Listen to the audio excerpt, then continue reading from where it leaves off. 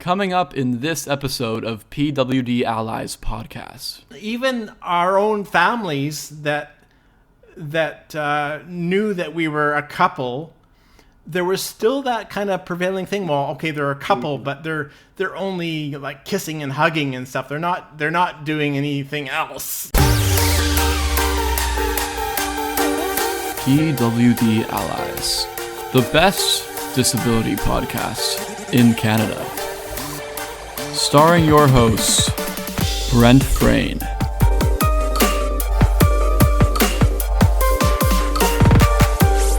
And as always, his producer and editor, Neil Matheson.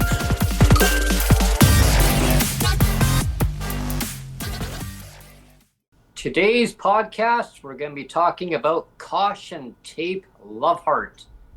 And to my editor, Neil, what is caution tape love heart? I brought a prop with me today, Brent.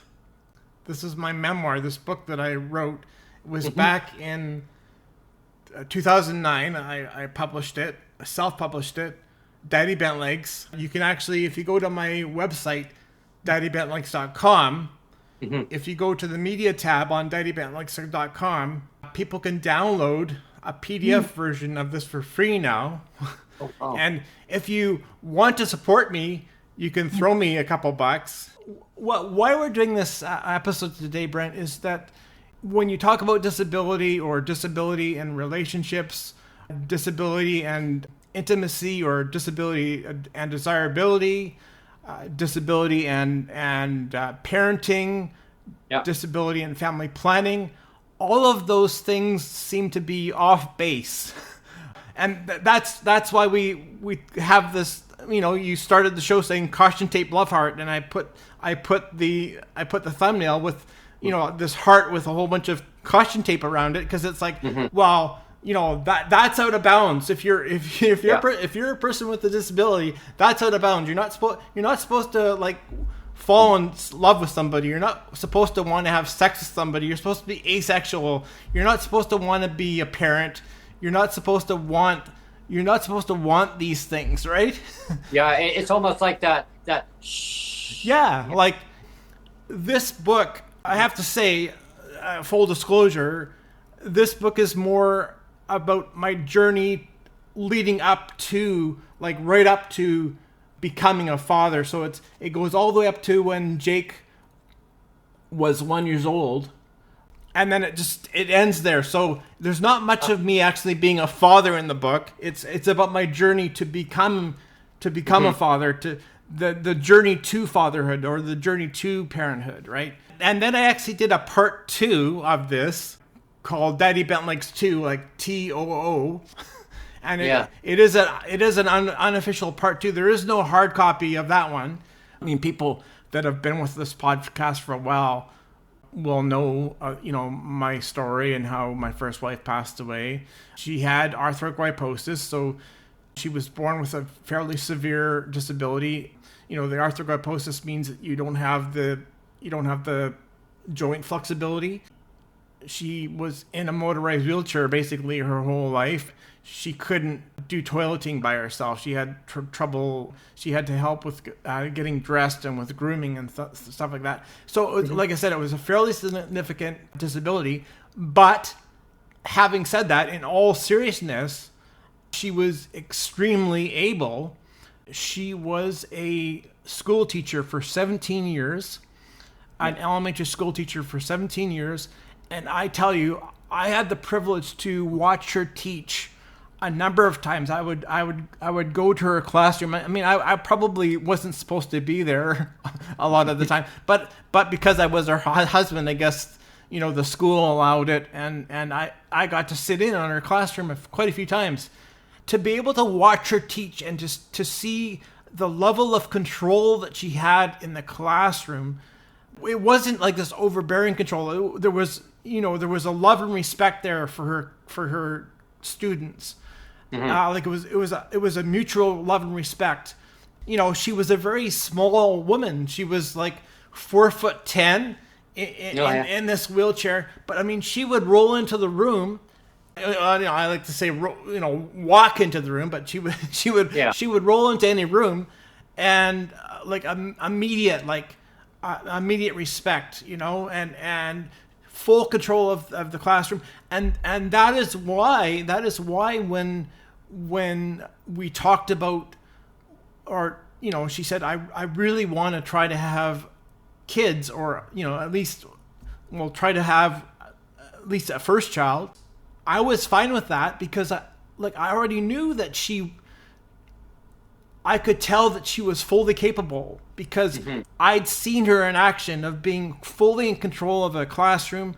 And that's another thing of like, one thing I was worried about before, we got pregnant, and I'm thinking to myself, like, how am I going to handle a kid that's running around like crazy when they're like 1 and 2 and 3, how will that be a thing? But like I said, Ilana was so good. Like, one thing that people don't realize, if you're, I think the able-bodied crowd, or they don't realize how much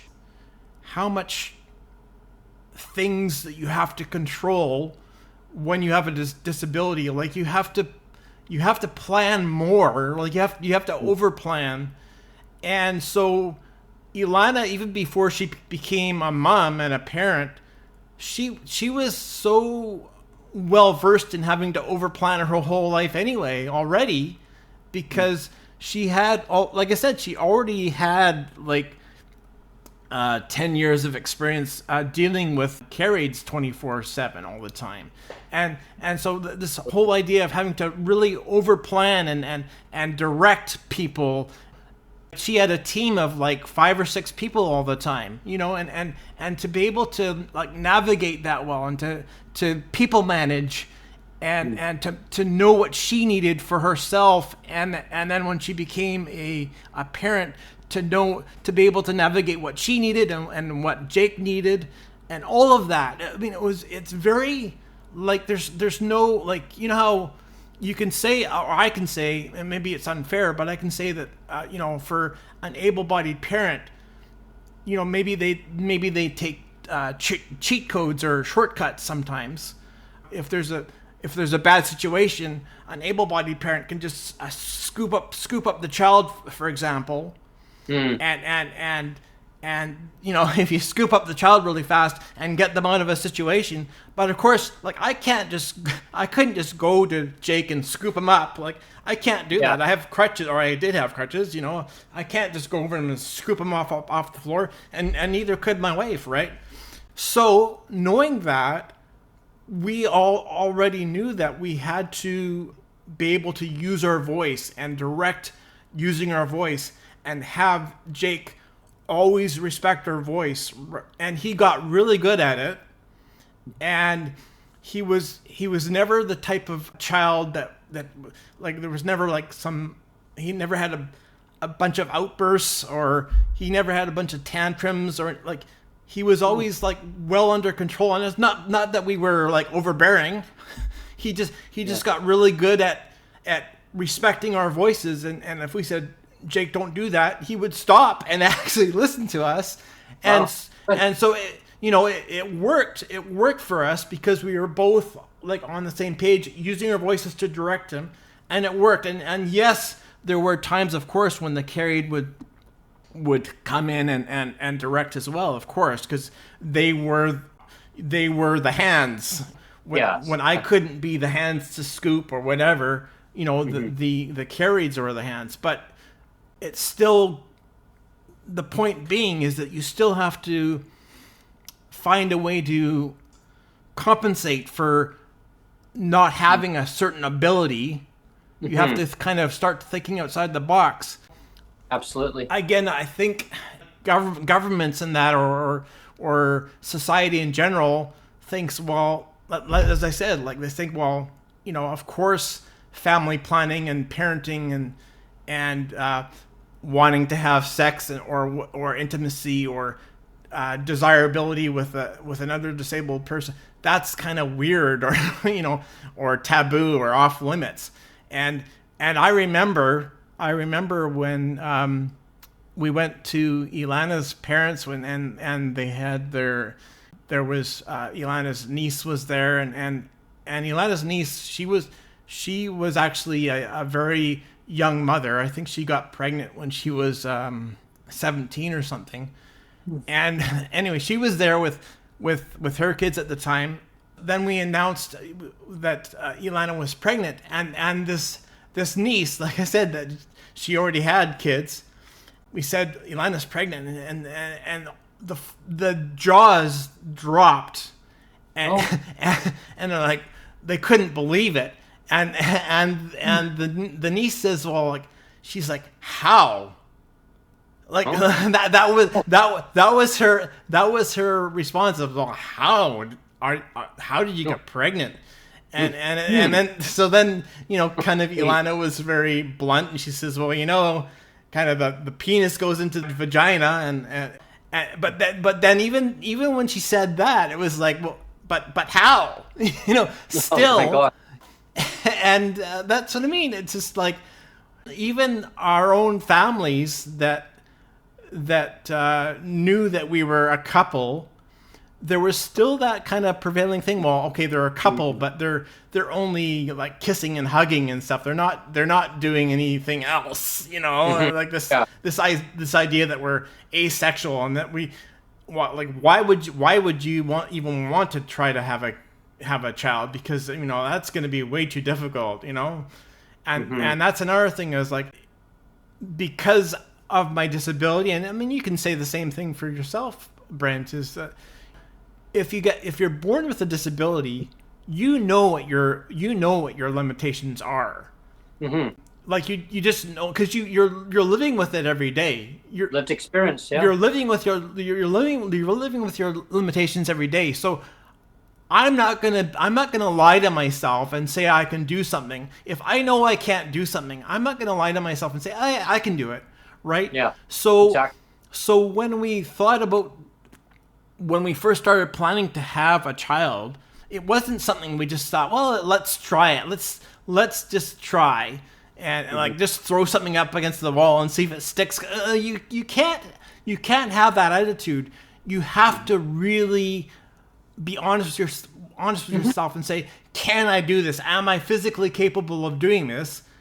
And after talking about it a lot, we were like, yes, we can. Yes, we can do this. Mm-hmm. And like I said, like to start off the show, I knew that Ilana was capable because I'd seen her in action. I'd already know that, like I said, she'd walk into a room and immediate control of any situation. Like, I'm telling you, if this condo was burning down, or if I was on the Titanic, I would want to be with Ilana to get off the boat of the Titanic. I would want to be with her because I would know that I would get off the boat safely, or I would get out of this burning building safely if I was with her, because she's in complete control all the time. And one of the things I wanted to really touch on too is, like I said, when we first announced that Ilana was pregnant, her side of the family, the mouth dropped, but it was also the same with my parents. And I'm not going to throw my parents under the bus, but I have to say that my parents' take on the whole pregnancy thing, they were shocked as well. And when I first married Ilana, we were together for almost 5 years, even before we had Jake. And right when we first got married, my mom kind of brought me aside and she said, well, now that you're married, and this was very early on in the marriage, like within like a month or something of it, she pulled me aside and she says, well, now that you're married to Ilana, I think you should get a vasectomy. And I said, a vasectomy? What do you mean? And she says, well, I really don't think that you and Ilana should ever consider like being parents, and I wouldn't want to see a mistake like that happen. And I have to I understand parents wanting to be protective. I get it, but it really surprised me. Again, it really surprised me that to hear that it wasn't just my mom saying. I knew that my dad felt the same way, and it was the first time I was kind of hearing that, because my whole life, both my parents have always said, like, do whatever you want, Neil. Like, the world's your oyster. Mm-hmm. And then, and they were supportive of when I hooked up with Ilana. They were excited about it, and I thought, well, this is good. That they were happy that I found somebody, and so when I found out that they didn't really think that I should become a parent, or that it was a dangerous pursuit to become a parent, I should get a vasectomy, or that Ilana should get a hysterectomy or something like that. And I pushed back on it hard. I said, you do realize that Ilana really wants.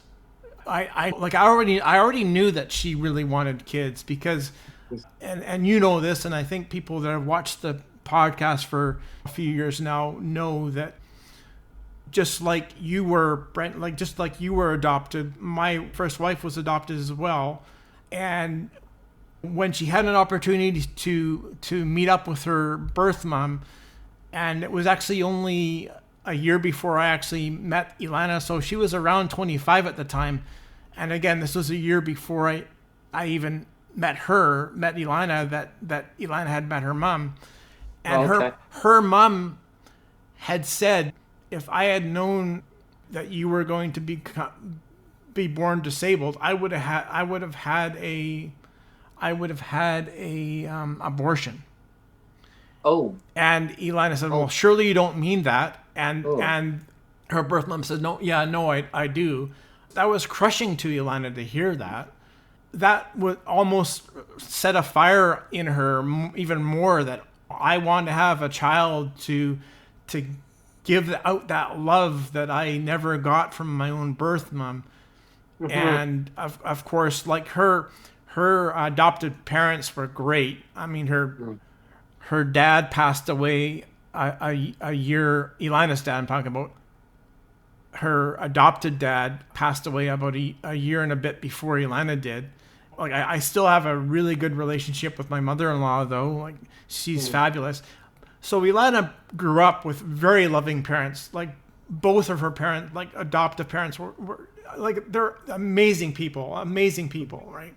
It wasn't that Ilana didn't feel the love that way, but there's still that kind of hole in the heart of, like, that I was unloved by my own flesh and blood.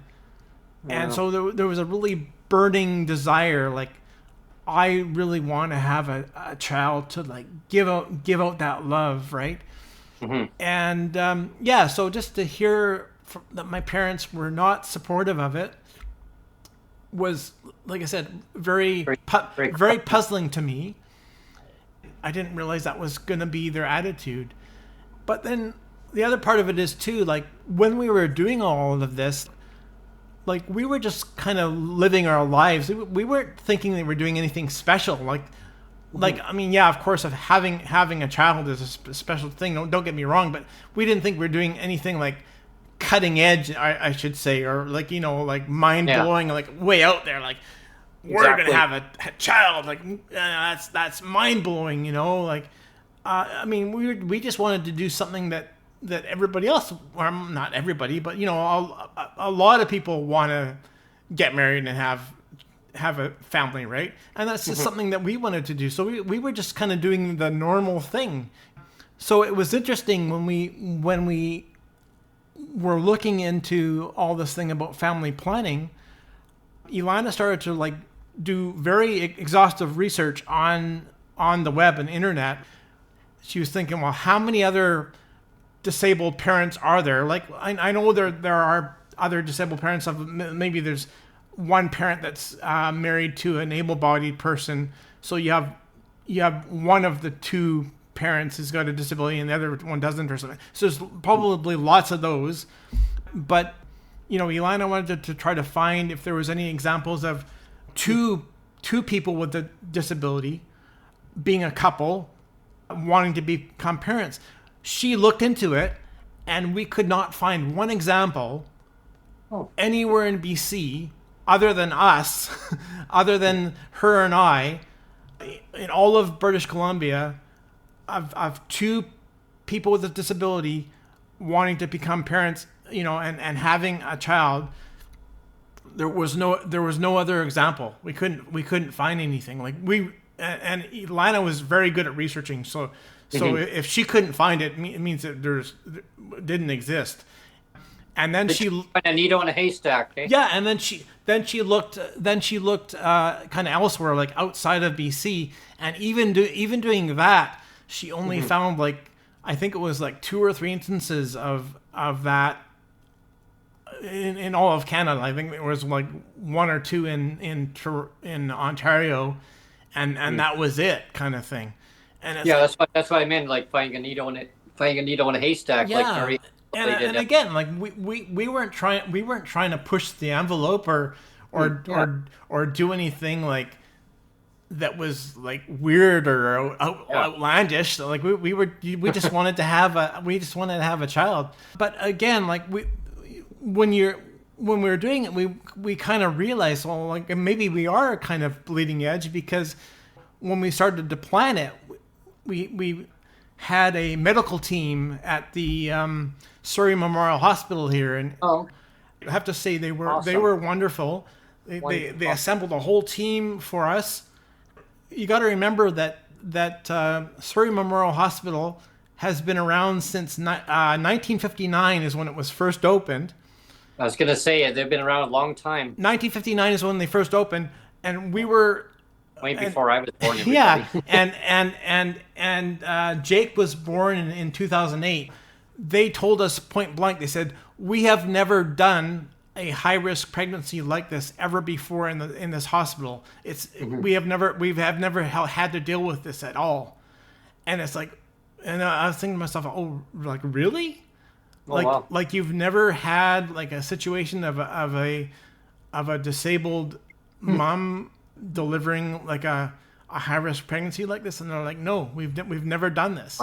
Wow. And so one of the things that they did for us, which was great, is instead of putting Ilana on a typical maternity ward where most mothers are, they put us up in the ICU, the intensive care unit, kind of the end of life unit. And the reason why they did that is they said, well, we have more sophisticated equipment up there. We have more sophisticated staff and well-trained staff up there, and also more available staff. They said we'd rather have you up on a floor where there's going to be lots of staff that are always checking on you all the time.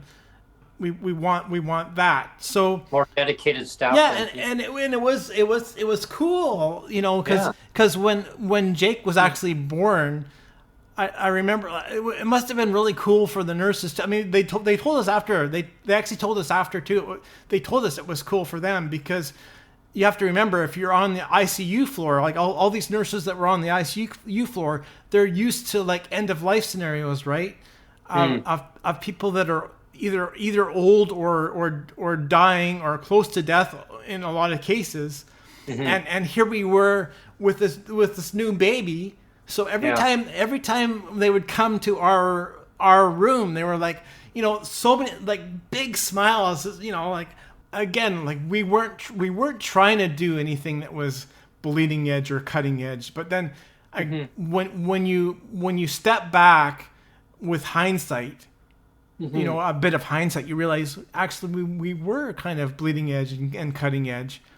But it's unfortunate that it has to be considered that. I think that's the whole point of this podcast. We can talk about societal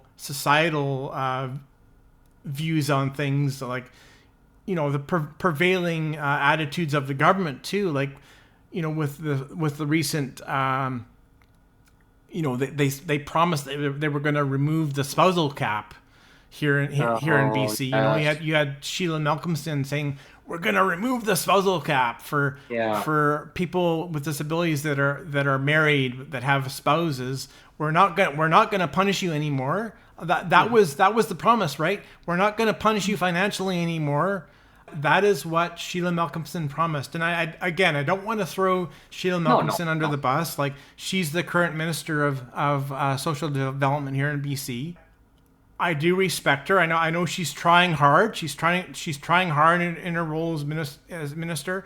But the fact of the matter is it was advertised, and she promised that, okay, we're going to remove, that was her words, we're going to remove the spousal cap. But they did not do that. They did not do that. And I feel really bad for you and Sonia because we were right there. Because you were trotted out as kind of trophies of like, here's a couple of trophy people with disabilities. We're going to remove the spousal cap, but in actual fact, it wasn't a removal. It was like a reinstatement of like about $50 each. Everybody thought, and again, we're talking about the disability community as a whole, that okay, they're finally going to respect autonomy. Right. They're finally going to respect this idea that people with disabilities, if they're allowed to have love too, they're allowed to have a relationship too without penalty. This idea that they're finally going to respect autonomy and we're not going to get punished for wanting to love somebody. We're not going to get punished for that. And it's like, wow, this is amazing. Yeah. But that's not what happened. That's not what happened.